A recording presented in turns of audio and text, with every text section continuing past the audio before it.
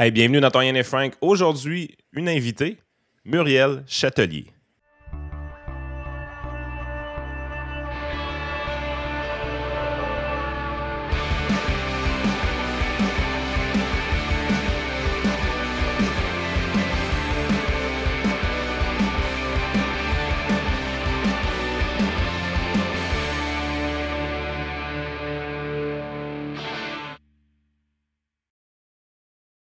Bonjour Franck, bonjour Yann. Merci beaucoup, Muriel, d'être là aujourd'hui. Écoute, pour te présenter, donc, tu es la présidente et cofondatrice de l'Association des Québécois unis contre le racialisme, donc le l'AQUR.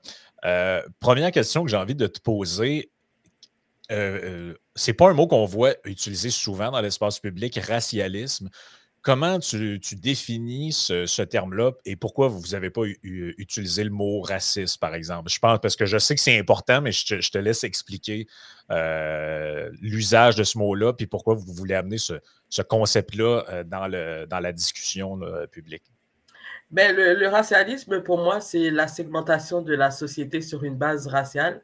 C'est de penser les enjeux et les rapports sociaux en fonction de la race. Et je pense que depuis quelques années, il y a eu un mouvement antiraciste progressiste qui s'est répandu un peu partout. Et depuis ce temps-là, on observe à une obsession de la race. On réduit vraiment les gens, on réduit leur expérience de la vie en fonction de leur couleur de peau. Et moi, j'ai cofondé la cure avec Stéphane Fauguin et Frédéric Bassin, qui malheureusement est décédé depuis bientôt 2 ans. Donc, nous, on en avait ras-le-bol, en fait, de ces porte-parole autoproclamés qui parlaient au nom de tous les Noirs. Donc, nous, on s'est dit, moi, en tout cas, je me suis dit que c'était pas ma vision des choses. Ma vision de l'antiracisme, c'est pas ça du tout. C'est pas de réduire les gens à leur couleur de peau. Et je veux dire, une personne, en la regardant, tu peux pas deviner c'est quoi son vécu. Mais quand on parle de racialisme, vraiment, je veux dire, vous êtes blanc, vous êtes privilégié, vous êtes noir, vous êtes défavorisé. C'est aussi simple que ça. On réduit les gens comme ça. Et moi, je trouve que c'est pas une bonne façon d'évoluer. Et c'est pour ça que notre mission, c'est de promouvoir un vivre ensemble qui est plus rassembleur, qui se base sur des valeurs communes, sur une culture commune. Et on dénonce aussi ce qui nous semble être des dérives racialistes, justement. Puis je suis contente parce que de plus en plus, le terme racialisme, on l'entend sur la place publique. C'est sûr que Mathieu Bock-Côté avait fait un livre là-dessus. Je vois que de plus en plus, c'est un terme que les gens s'approprient. Et je suis bien contente parce que pour moi, c'est un véritable problème. C'est un véritable recul aussi par rapport à la lutte antiraciste, justement de mettre la race au cœur de tout. Mais c'est pas seulement la race, il y a aussi toutes les petites identités, identités de genre, le sexe. Aujourd'hui, on réfléchit beaucoup en fonction de ça. On a délaissé complètement, peut-être pas complètement, mais on a beaucoup délaissé la lutte des classes au profit de, je sais pas comment appeler ça, la lutte des identités, je sais pas trop comment le dire, mais donc pour moi, c'est un problème assez sérieux et c'est pour ça qu'on a cofondé la cure, justement, pour pouvoir réfléchir à ces questions-là. Écoute, je trouve ça intéressant parce que moi, personnellement, j'ai 40 ans, donc né à peu près dans le milieu des années 80, fait mon éducation dans les années 90, début 2000. Et à cette époque-là, quand on parlait de racisme, on parlait, oui, évidemment, de la période d'esclavage pendant un temps qu'on a mis fin, ainsi de suite. Après ça, la lutte contre le racisme. Et ce qu'on nous apprenait à cette époque-là, c'était d'arrêter de regarder la couleur de peau. La couleur de peau, c'est pas différent d'une couleur de cheveux. Donc, les gens devraient avoir les mêmes opportunités, peu importe. Donc, de devenir un peu colorblind, comme on dit, aveugle sur la couleur. C'est l'éducation qu'on a reçue à cette époque-là. Puis, honnêtement, je trouvais que ça donnait des résultats le fun. Il y avait toujours un fond raciste qui restait. Il y a des gens qui ne veulent pas changer d'idée. On se disait à cette époque-là, avec les générations, ça va finir par disparaître éventuellement. Puis, ce qui a changé, je ne sais pas quand ça a changé, mais on dirait au milieu des années 2000, 2010 à peu près, il y a eu une fracture et là, on s'est mis à parler de couleur de peau sans arrêt. Et de manière positive qu'on nous disait. C'est une discrimination positive. Donc, on va donner une chance, on va favoriser les gens qui, techniquement, étaient défavorisés. Mais là, au lieu d'arriver et d'être aveugle sur la couleur, ce qu'on faisait, c'est qu'on surlignait la couleur des gens. C'est un peu la lutte que vous faites de revenir un peu à l'époque où est-ce qu'on essayait d'oublier la couleur des gens? Ben absolument. Moi, je suis une partisane du daltonisme racial. Donc, moi, ça a été très important pour moi. Tu sais, par exemple, dans l'éducation que j'ai donnée à ma fille, tu sais, c'était très, très important de ne pas l'élever de façon à ce qu'elle voit la couleur des gens. Moi, je voulais que justement, là, comme j'ai le même message que Martin Luther King, moi, c'est le caractère des gens qui m'intéresse et c'est ce que je lui ai inculqué à elle aussi. Donc, ça a été vraiment central dans l'éducation que je lui ai donnée. Et pour moi aussi, parce que moi aussi, je me suis questionné là-dessus. C'est sûr, tu sais, moi, je suis né au Québec, mais tu sais, j'ai grandi beaucoup au sein de ma communauté, la communauté haïtienne. Et c'est quand vraiment je suis arrivé au cégep que j'ai subi un choc culturel, puis que j'ai vu qu'il y avait plein de blancs autour de moi. Puis cet événement-là a été comme un élément déclencheur dans ma prise de conscience qu'il y avait peut-être un problème. Tu sais, je ne trouvais pas ça normal que j'aille au cégep qui était vraiment situé vraiment pas très loin de chez moi. Tu sais. Puis d'avoir vécu ce choc culturel-là, de m'être retrouvé là, puis de m'être senti en minorité pour la première fois de ma vie, j'ai trouvé ça extrêmement étrange comme expérience. Et c'est vraiment ce qui m'a poussé à me questionner et qui a débuté ma quête identitaire. Elle a commencé à partir de là. J'ai commencé à me questionner sur ma couleur, sur la signification de ma couleur, sur ma place dans la société, sur mon identité. Et tu sais, moi, c'est pas des questions qui sont pour moi nouvelles, qui sont arrivées justement au début tu sais, quand il y a eu la commission, par exemple, sur le racisme systémique. En tout cas, tu sais, ces questions-là m'habitaient depuis bien longtemps avant, depuis le début de mes jeunes années d'adulte. Donc, c'est vraiment, pour moi, c'est pas un sujet qui est nouveau. Tu sais, le premier article que j'ai écrit, c'était je pense en 2007, j'étais encore à l'université. Puis le titre, c'était « Je ne suis pas une couleur ». Mais à cette époque-là, malheureusement, je ne trouvais pas vraiment de personnes qui pensaient comme moi. Ce n'est pas des discussions qu'il y avait dans mon entourage, absolument pas. Je me suis retrouvée un peu toute seule à essayer de réfléchir.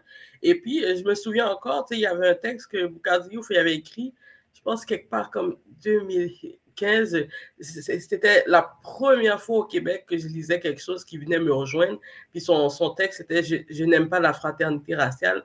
Je m'en souviens encore, ça avait été une révélation pour moi. Parce que, oh mon Dieu, il y a quelqu'un qui pense comme moi au Québec. Et puis c'est vraiment beaucoup plus tard même que j'ai commencé à lire aussi des auteurs américains, des Afro-Américains, qui eux autres aussi étaient des adeptes du daltonisme racial. Puis c'est là que j'ai commencé à voir que je ne suis pas toute seule à penser ce que je pense. Puis j'ai commencé à écrire mes lettres d'opinion dans les médias. Puis justement, il y a des gens qui m'écrivaient, des personnes noires, entre autres. Il y a beaucoup de gens qui m'écrivent, mais donc des gens qui me disaient « Oh mon Dieu, enfin quelqu'un qui dit ce qu'on pense tout bas. » Et fait que là, j'ai vu que je n'étais vraiment pas seule sur mon île.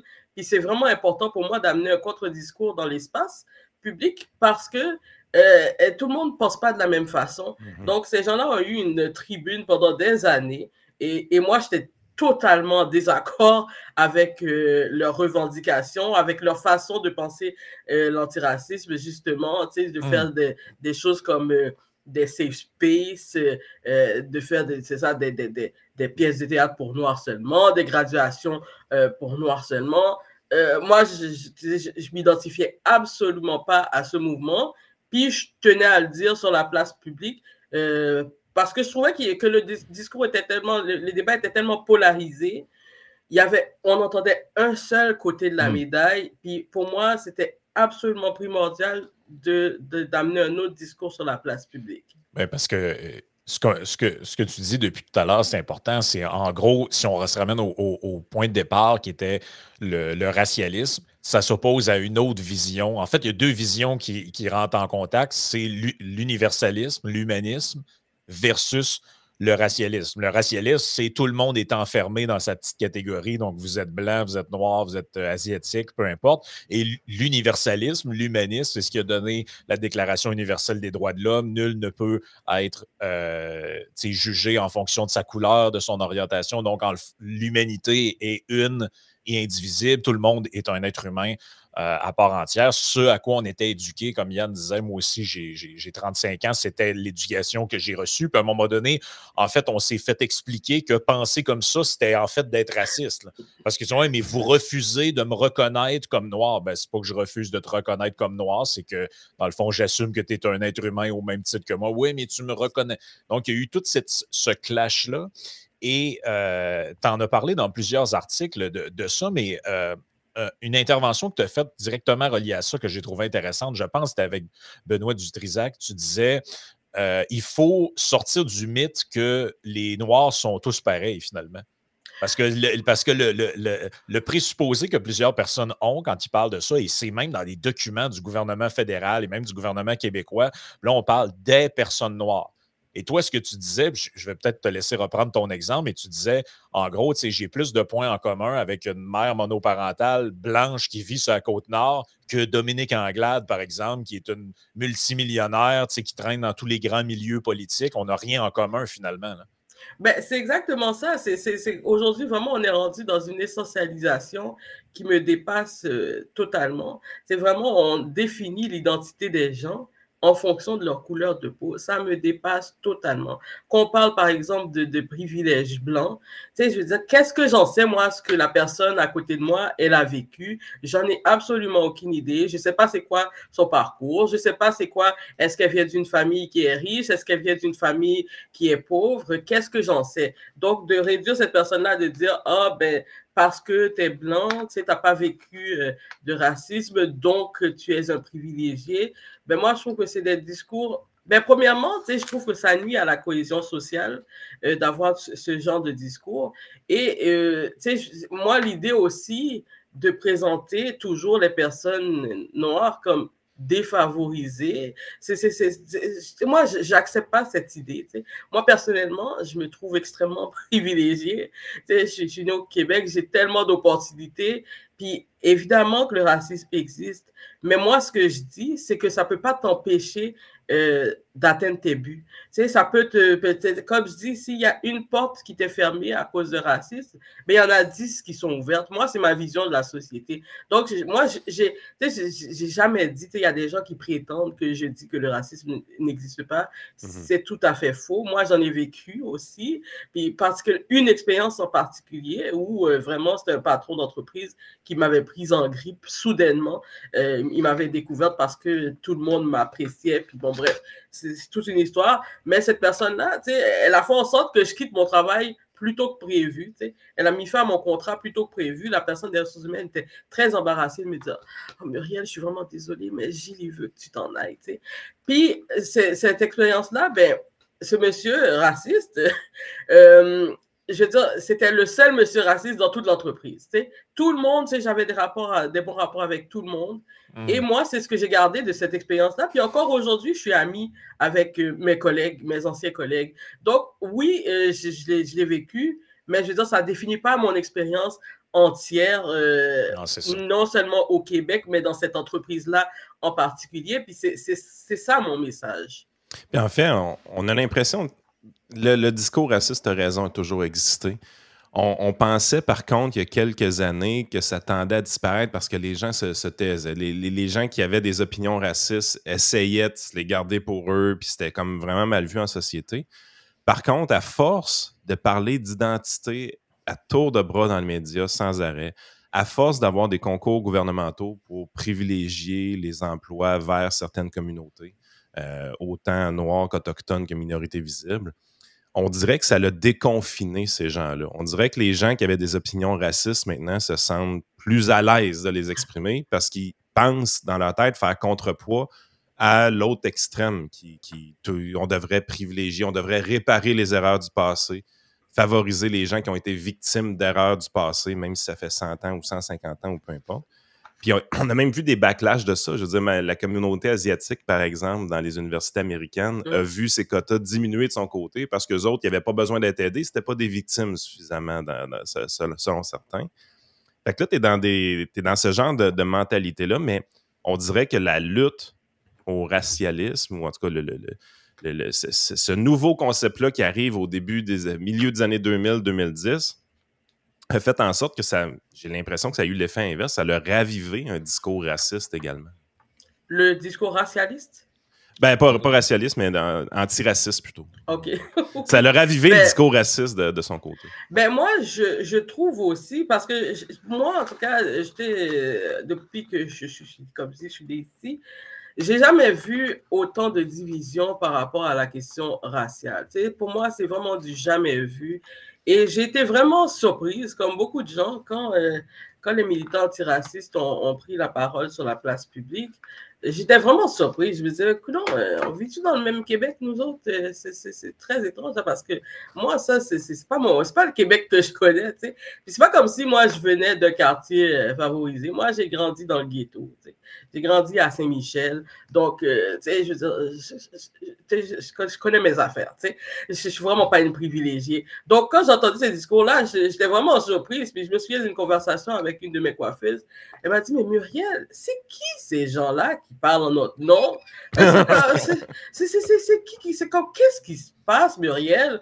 J'ai dit, ouais, je sais. Moi non plus, je comprends pas. Ça me dépasse complètement. Puis aussi, ben, ce qui me dérange aussi, c'est que on fait aussi du racisme comme si c'était à sens unique. C'était les blancs racistes. Mais il y a du racisme partout. Moi, j'en ai vu. Je suis partie en Haïti pendant 6 mois. J'en ai vu comme une forme de racisme entre noirs. Donc, c'était des choses que je n'avais jamais vues non plus. Mais donc, c'est aussi ça, le discours. C'est ça que je reproche aussi aux militants antiracistes. C'est que vraiment comme si c'est ça, le racisme, c'est une affaire de blanc contre noir, alors que c'est totalement faux. Il y a du racisme dans toutes les communautés. Et, moi, ce que je dis, c'est que on a des outils pour faire face au racisme. C'est pas comme si le racisme était toléré dans notre société. La Charte des droits et libertés, elle est claire là-dessus. Donc, on a des ressources pour faire face à cette discrimination. Puis moi, je pense que les gens peut-être gagneraient à être outillés, justement, pour faire face à ces discriminations-là, parce que oui, elles existent, mais de là, à dire que, par exemple, que nos systèmes, le racisme a infiltré nos systèmes, qui mettent des bâtons dans les roues aux personnes racisées. D'abord, quelles personnes racisées? Est-ce que ça comprend les Asiatiques? Est-ce que ça comprend les Latinos? Comment ça s'organise, ce racisme systémique? Moi, jusqu'à aujourd'hui, je me suis vraiment penché sur la question. Pour moi, ça a du sens. Aux États-Unis, ça peut parfaitement s'expliquer. Ça peut même, comme je dis, même au niveau de la loi sur les Indiens, pour moi, ça s'explique aussi. Mais hormis ça, moi, jusqu'à aujourd'hui, je comprends toujours pas comment est-ce qu'on peut appliquer un tel concept au Québec. Je vois pas comment ça s'organise. Je ne comprends pas. Je veux dire, il y a des gens qui vont dire, ben oui, ben quand dans un logement, on peut nous refuser un logement parce qu'on est noir. Ben oui, ça peut certainement arriver, mais en quoi est-ce que c'est le système qui fait que ça arrive? Pour moi, c'est un individu qui prend cette décision. Donc, je ne sais pas trop, quand on parle de racisme systémique, pour moi, je ne suis pas convaincu. On amène l'anecdote au niveau de système institutionnalisé, dans le fond. C'est ça, ben oui, exactement. Mais il y a plusieurs exemples aussi c'est parce qu'en fait, on dirait que le gouvernement ayant souscrit à ça, surtout au niveau fédéral, mais même un peu au niveau provincial, parce que les gens qui sont au gouvernement ne contrôlent pas nécessairement tout ce qui se passe dans les ministères puis les institutions, tout ça. On a souscrit à ce discours-là, puis de manière vraiment accélérée, là, surtout suite au décès de George Floyd aux États-Unis, puis là, bon, le mouvement Black Lives Matter et tout ça. Puis on a souscrit à beaucoup de thématiques comme ça, sans trop, j'ai l'impression, avoir vraiment de réflexion, là, mais c'était pour faire du virtue signaling. Et maintenant, c'est rendu un peu, je dirais, incrusté, entre guillemets. Là, et il y a toutes sortes d'exemples comme ça. Tu t'en donnais un qui est absolument incroyable. En fait, je suis allé vérifier parce que je me disais, bon, on dirait que ça se peut pas. Mais tu parlais de ces choses-là, là, entre autres à Concordia. Là, donc, ce qu'on appelle des Black Graduation. Donc, c'est des cérémonies depuis 2021 à l'Université de Concordia. Là. Oui, ça se passe au Québec. Ce sont des cérémonies de graduation dans lesquelles, tu vois, regarde, Register as a Black Graduate. Donc, c'est pour les... Autrement dit, moi, Yann, les autres qui ont été au cégep, à l'université, vous avez eu une cérémonie de graduation, un bal de finissant, peu importe comment ça s'appelait, et tout le monde était mélangé. Là, je veux dire, on vous nommait votre nom, vous venez chercher votre diplôme, mais eux font maintenant des choses comme ça, et c'est ils appellent ça des événements de non-mixité. Là. Donc, en gros, un mot qui paraît bien pour dire interdit aux Blancs, finalement. Mais ça, ce genre d'événement-là, je veux dire, on dirait que ça a été quasiment créé pour nourrir la division raciale. C'est ça qui est fou, c'est que dans leur tête, ils pensent qu'ils sont vertueux et qu'ils travaillent pour la bonne cause, mais c'est littéralement des événements d'exclusion qui sont mis de l'avant. Et je ne vois pas en quoi ça améliore les relations entre les gens de différents groupes ethniques ou à différentes origines. Là. Je ne comprends pas ce que ça peut avoir de positif, honnêtement. Ben non seulement c'est pas positif, mais ça donne des munitions aussi à ceux qui, de l'autre côté, vont dire, ben moi maintenant, ben je fais des événements pour Blancs seulement.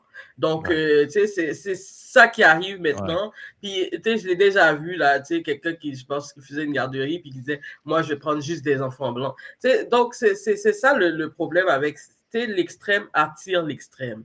Tu sais, puis pour moi, tu sais, aujourd'hui, au Québec, tu sais, je vois pas la nécessité de faire des événements comme ça, réservés à des Noirs seulement, des espaces sécuritaires, parce qu'entre nous, on se comprend, parce qu'entre nous, on n'a pas de malaise. Ben, je suis désolé, moi, si j'arrive dans un de ces événements-là, je pense pas mal que je vais créer un malaise, pourtant, j'ai la peau noire, mais, donc, c'est ça, donc, moi, je comprends pas non plus comment est-ce qu'on ouvre le dialogue avec les autres si on est entre nous.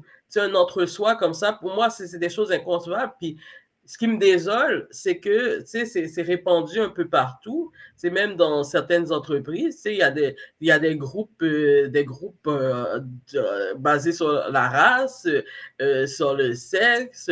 Je veux dire, j'ai 47 ans. Là. Donc, j'ai travaillé, moi, longtemps dans la vie. Puis, c'est vraiment aujourd'hui, c'est la première fois que je pourrais me faire interpeller au travail en fonction de ma couleur de peau. Moi, je n'appelle pas ça du progrès. Moi, si je suis embauché quelque part, c'est uniquement pour mes compétences. J'ai étudié dans tel domaine, j'ai ces compétences-là, j'ai cette expérience, c'est tout. Moi, me faire interpeller au travail en fonction de ma couleur de peau, pour moi, c'est absolument inacceptable aujourd'hui en 2025. Écoute, juste parce qu'il ne faut vraiment pas que je l'oublie, je la trouvais trop bonne, celle-là. Tu as co-signé un texte au mois de mai, en fait, le mois de mai l'année passée, ça fait 1 an précisément, avec Nadia El-Mabrouk dans le Journal de Montréal. Et vous faites référence à un espèce de dépliant, en fait, de documents qui étaient remis à des femmes immigrantes, donc des femmes qui viennent d'arriver au Québec, dans lequel on leur explique que en fait, le document vise à s'informer sur le néo-racisme et le racisme, démystifier la blanchité en remettant en question la culture de la suprématie blanche, comprendre l'impact de la colonialité et reconnaître ses privilèges. Alors, on dit ce fascicule financé par la Ville de Montréal et par le ministère de l'Immigration et de la Francisation de l'Intégration, donc par le gouvernement du Québec, est entièrement dédié à éduquer différents intervenants aux théories sociologiques de la justice sociale critique, dont la théorie décoloniale et la théorie critique de la race. Et là-dedans, bon, il y a toutes sortes de trucs quand même assez farfelus, là, notamment, c'est pas des blagues, là, il y a là-dedans, on dit que si, par exemple, une personne de couleur se fait reprocher ou se fait parler de ponctualité par un individu blanc, ben c'est comme la preuve du racisme systémique ou je ne sais pas trop, parce que somehow, les Noirs arrivent toujours en retard. C'est ce qui est comme sous-entendu dans le document. Là. Et c'est pas des blagues. Là, ce document-là n'est pas raciste? C'est vraiment ça le point du racialisme. C'est qu'en fait, le racialisme, en séparant les gens par couleur et par groupe, véhicule lui-même des préjugés racistes, comme on le voit là-dedans. Là. Oui, bon, on parlait plus, je pense que c'était des femmes musulmanes que des noirs, là. Donc oui, c'est un préjugé aussi qu'il y a par rapport aux noirs, mais dans ce cas-là, il semblerait que pour le retard, on partage cette part avec les femmes musulmanes.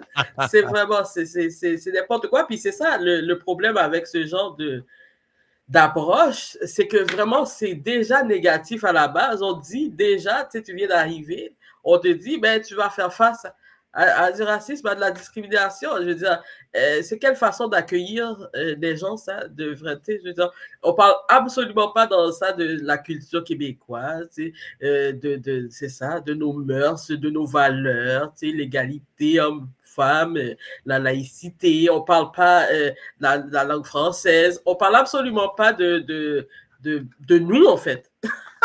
On parle pas de nous, on mise à dire aux gens, c'est ça, vous risquez de faire face à des difficultés parce que vous avez telle religion ou telle couleur de peau. C'est absolument incroyable. Puis qu'en plus, que ce soit financé avec notre argent.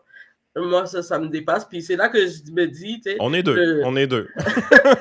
C'est ça, mais je pense que le gouvernement, il réalise pas, justement, il y a tellement de projets qui passent sous le radar. Il ne se rend pas compte parce que le gouvernement, il finance tout ça. Le gouvernement du Québec, il n'adhère pas officiellement à la théorie du racisme systémique. Là, j'ai une question rapidement par rapport au financement. Est-ce que ton organisme est financé par le gouvernement? Absolument pas. Nous n'avons pas. Je suis surpris. Nous n'avons pas une scène. Tiens donc. Surprise. Non, vraiment, on est très pauvres. Tout ce qu'on fait, par exemple, on fait maintenant depuis 2 ans, on organise un forum annuel. Et depuis 2 ans, c'est comment on fait pour financer cet événement-là. C'est vraiment avec les dons de nos membres et de nos sympathisants. C'est quand même un événement qui coûte assez cher. Il y a pas mal de gens qui prétendent que je suis toute seule dans mon mouvement, dans mon organisme. C'est totalement faux.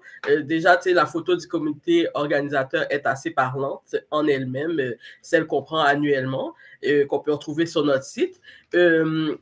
Donc, c'est ça. Joey, tu avais une question. Hop, t'es muté, on t'entend pas. Oh, on n'entend pas de Joey. Je ne sais pas ce que tu as. Joey va sortir.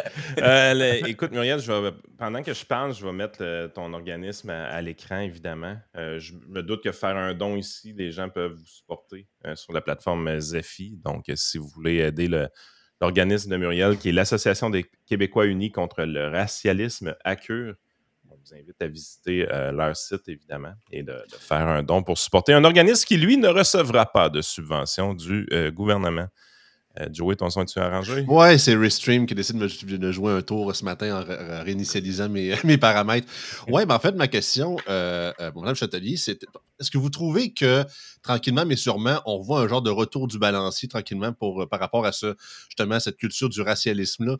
Parce que je parle en Occident généralement, pas uniquement au Québec et au Canada, parce que dans tous les intervenants que j'écoute, principalement sur Internet, mais pas seulement, qui sont noirs, mais qui parlent absolument de tout, soit qu'il y a gens-là que j'écoute qui parlent de politique, d'autres qui parlent de pop culture, de gaming ou quoi que ce soit. Beaucoup, pas tous, mais beaucoup que j'entends parler, s'inspirent beaucoup un peu comme c'est quasiment le nouveau Martin Luther King, mais on dirait techniquement des temps modernes, indirectement, il l'a pas voulu, mais l'économiste Thomas Sowell, avec son fameux livre Race and Culture en 95, qui lui, justement, est ouvertement noir, justement, et qui était un des rares, justement, à critiquer également la sous-culture noire, mais également, c'était ce qu'il appelait un peu dans son livre les race hustlers, les Hal Sharpton de ce monde, les Jesse Jackson, en gros, les gens dits de représentants des Noirs, mais qu'en fait, le but, c'est pas d'éliminer le racisme, c'est juste d'éternellement continuer la lutte pour leurs propres bénéfices. Fait que j'étais curieux de vous entendre là-dessus. Ben oui, c'est vrai, parce que moi aussi, bon, comme vous voyez, je suis une adepte des travaux de Thomas Sowell. Je pense effectivement que il y a de plus en plus de gens qui s'éloignent du discours ambiant pour nous amener une autre façon de penser qui s'inspire justement de ces travaux-là.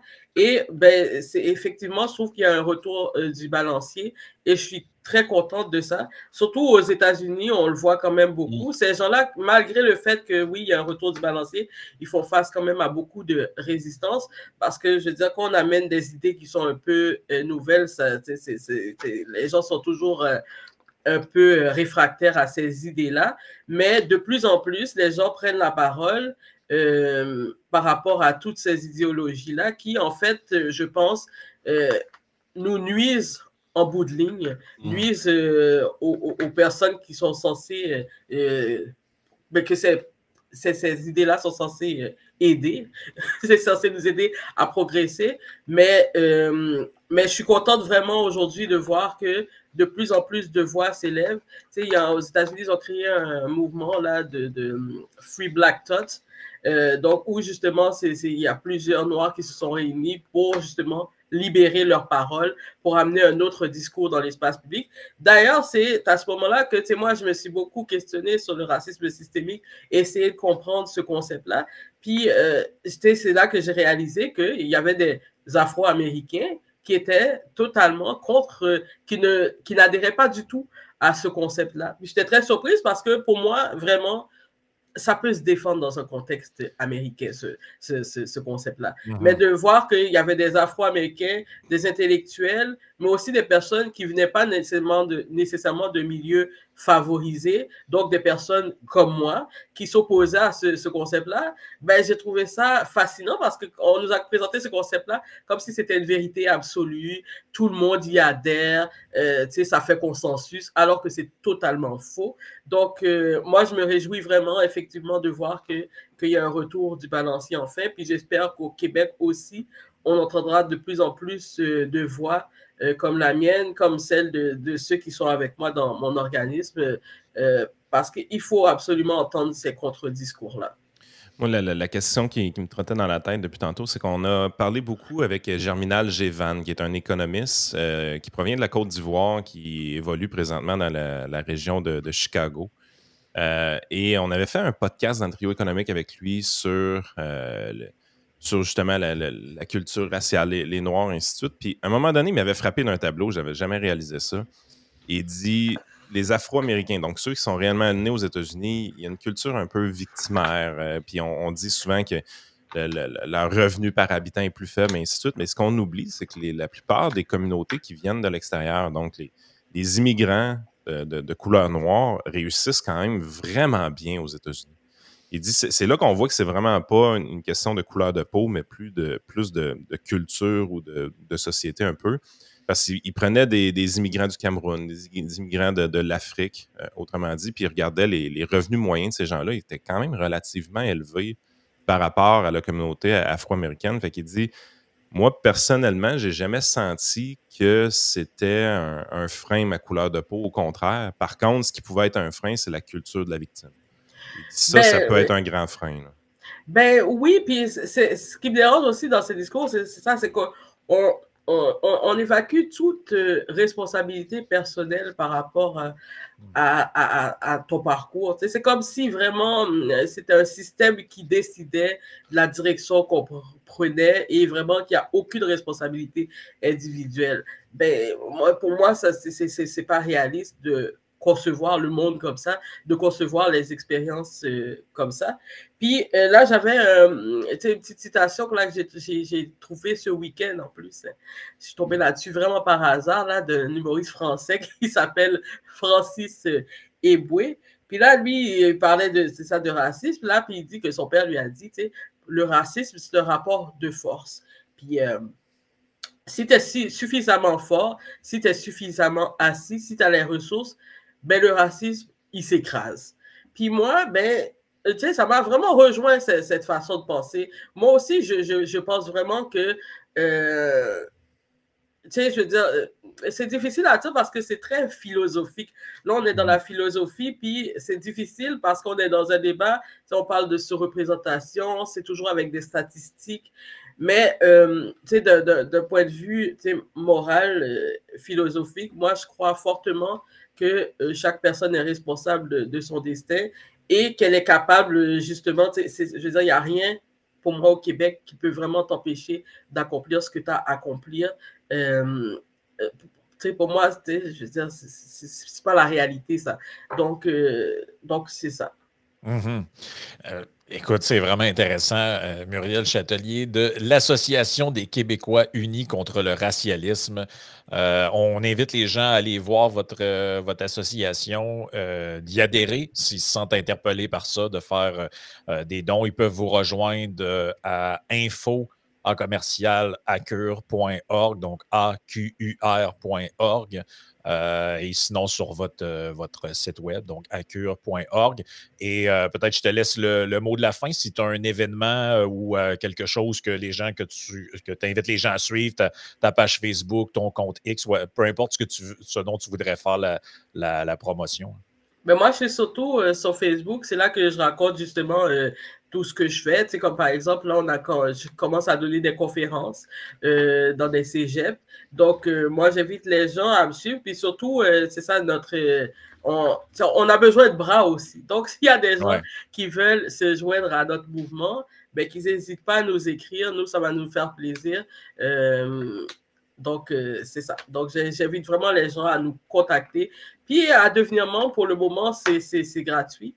Donc, juste m'envoyer un courriel et c'est ça.